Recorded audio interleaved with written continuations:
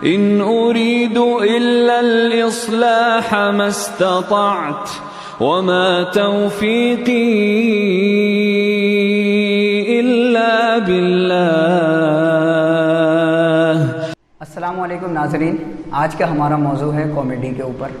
جیسا کہ آپ لوگ جانتے ہیں ناظرین کہ کامیڈی ہماری زندگی میں کتنی اہم مقام رکھتی ہے، اور ڈاکٹرز بھی اس بارے میں صلاح دیتے ہیں کہ لوگ جو ہے خوش مزاج رہیں اور جتنا ہو سکے اتنا جو ہے نارمل رہیں۔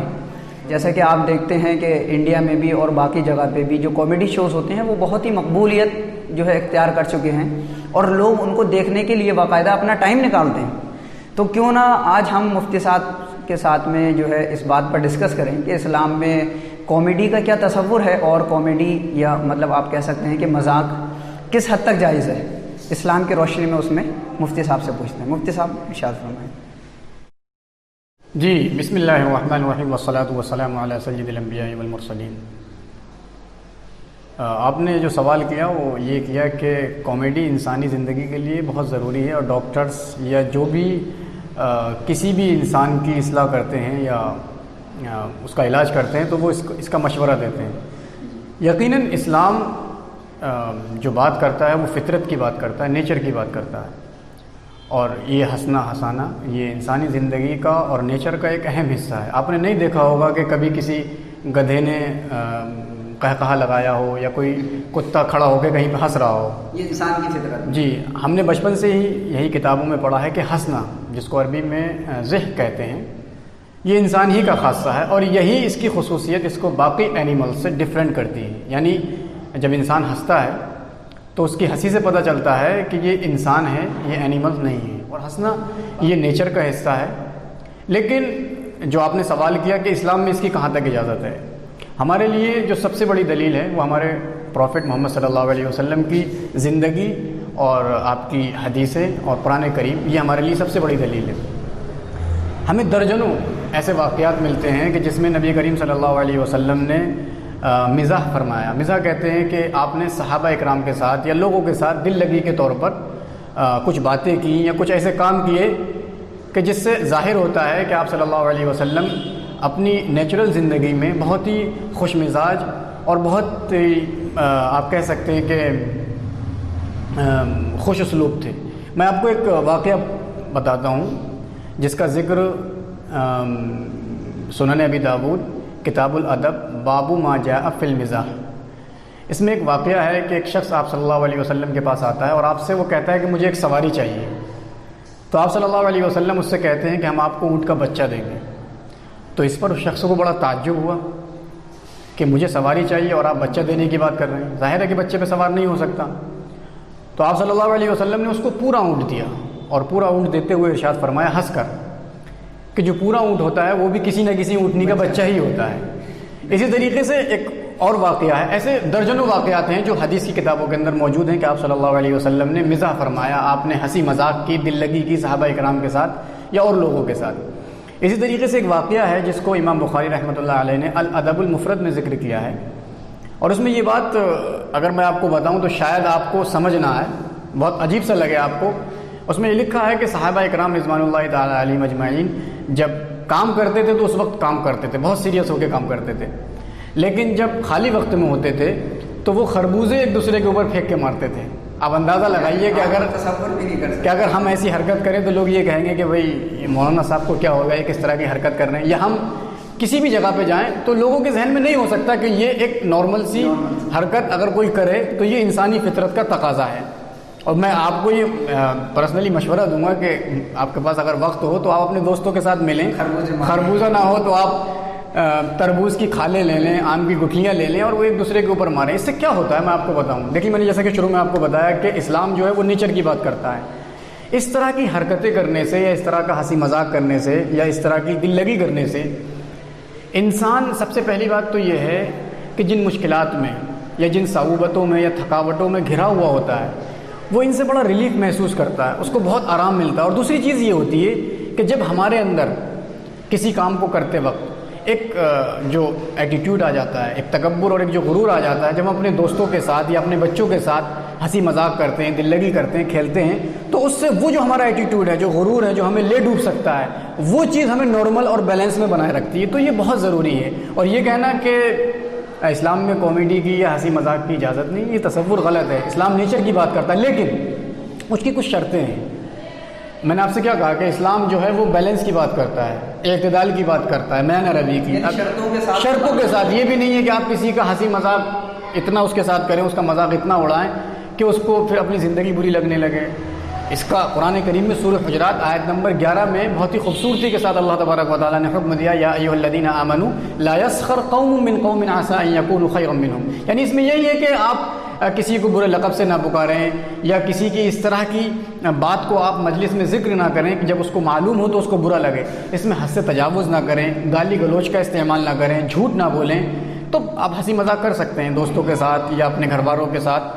مطلب مقصد وہی ہے کہ اصل چیز تو یہی ہے کہ انسان اپنے نیچر کے مطابق زندگی گزارے. لیکن اس میں وہ جو فالتو چیزیں آپ نے آج کل دیکھا ہوگا، مشہور ہونے کے لیے لوگ جھوٹ بھی بول رہے ہیں اور عجیب گندی زبان کا استعمال کرتے ہیں ہنسانے کے لیے، جو یقیناً جس کو سن کر شرمندگی ہوتی ہے. تو یہ ساری چیزیں اسلام میں ناجائز ہیں. لیکن جو ایک دل سے نکلتی ہے ہنسی یا جو اصلاحی ہوتی ہے، اس چیز کی اسلام میں اجازت ہے. تو مفتی صاحب جیسے کہ میرے اس میں بھی آتا ہے اور غیر کے کچھ میں دوسرے لوگ بھی یہی کہتے ہیں کہ جب اسلام نے اتنی اجازت دی ہے، اور جیسے کہ آپ نے بتایا کہ دلیلوں کے ساتھ ہمارے جیسے کہ ہمارا جو آئیڈیل ہے وہ نبی پاک صلی اللہ علیہ وسلم ہے، جب ان کی زندگی میں یہ چیزیں تھیں، تو کہیں نہ کہیں ایسا کیا ہے کہ آج کے جو علماء ہیں یا مدرسے کے جو اسٹوڈنٹ ہیں، جو مطلب ایک ایکسپیرینسڈ اسٹوڈنٹ آپ کہہ لیں، تو ان کی زندگی میں کوئی ہیومر نہیں، کوئی مطلب کامیڈی وغیرہ نہیں، اور لوگ ڈرتے ہیں ان کے بارے میں. دیکھیے پہلے تو میں بتاؤں، کامیڈی کا لفظ جو بہت بھدا ہے. آپ اس کو مزاح کہہ سکتے ہیں، اس کو آپ دل لگی کہہ سکتے ہیں، اس کو آپ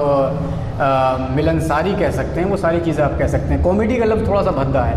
میں آپ کو بتاؤں ایسا نہیں ہے. حالات اور مجبوریاں انسان کو بے بس کر دیتی ہیں. ورنہ اگر آپ نیچرلی دیکھیں تو جو مدرسے کی زندگی ہوتی ہے، جو مدرسے کے طلباء ہوتے ہیں یا جو وہاں کے اساتذہ ہوتے ہیں، اور جو اس چہار دیواری کے اندر بہت سے واقعات اور بہت سی ایسی یادیں جو وہیں پہ گھٹ کر رہ جاتی ہیں، اگر ان کو واقعی لوگوں کے سامنے بیان کیا جائے تو وہ اپنے آپ میں ایک بہت بڑا فن ہے. لوگوں سے بہت متاثر ہوں گے. جیسے میں آپ کو بتا رہا ہوں، ہم نے اپنی زندگی میں ایسے بہت سے واقعات خود اپنی آنکھوں سے دیکھے ہیں، اپنے کانوں سے سنے ہیں کہ اگر کبھی ہم ماضی کی یادوں میں کھو جاتے ہیں اور ان واقعات کو یاد کرتے ہیں تو ہمیں ایک عجیب سا سرور محسوس ہوتا ہے. میں آپ کو 2-4 قصے بھی سناؤں گا. اور دوسری چیز یہ ہے کہ یقیناً اسلام میں تکلفات نہیں ہیں. اگر کوئی شخص بتکلف اپنے آپ کو بڑا بنا کر پیش کرتا ہے کہ لوگ اس سے ڈریں اور وہ بہت کم بولتا ہے اس لیے کہ زیادہ بولوں گا تو پھر میری ویلیو کم ہوگی، یہ اسلام میں جائز نہیں. اسلام نیچر کی بات کرتا ہے. آپ ہنسی مذاق کریں، دل لگی کریں، لوگوں کے ساتھ بیٹھیں، تو اس میں کوئی مطلب ادبی پہلو ہو. اگر آپ کوئی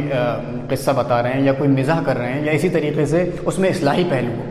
میں آپ کو میں چونکہ ندوے میں پڑھا ہوں تو میں آپ کو 2-4 قصے سناتا ہوں.